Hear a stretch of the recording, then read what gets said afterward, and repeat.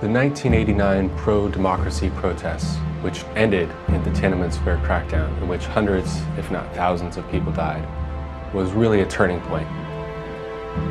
The government realized it could never again let the world see these horrible images. They need to crack down on any threats before they ever reach that large scale. They need to control the thought leaders and opinion makers. And this is why, right now, it's one of the darkest periods for human rights in China. I start my job in January of 2014. It's a time of great peril. There's crackdowns on lawyers, there's crackdowns on civil society organizations, ethnic minorities, people detained without access to lawyers, people being tortured, forced to confess on national television. Pu Zhiqiang, one of China's most famous free speech lawyers, is put in detention after meeting with 15 people in a private room to discuss the Tiananmen Square crackdown. He was facing a possible 8-year sentence. So I start doing many press interviews and TV interviews. There's a crackdown going on right now in China. Social media, calling Amnesty members from around the world to take action. As the months roll by, I continue to keep in touch with my contacts on the ground.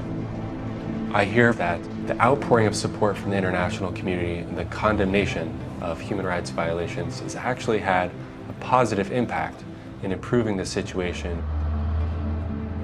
The more exposure I'm able to bring to these important issues, the more Chinese citizens will be able to enjoy their basic human rights, because China isn't impervious to the world's public opinion.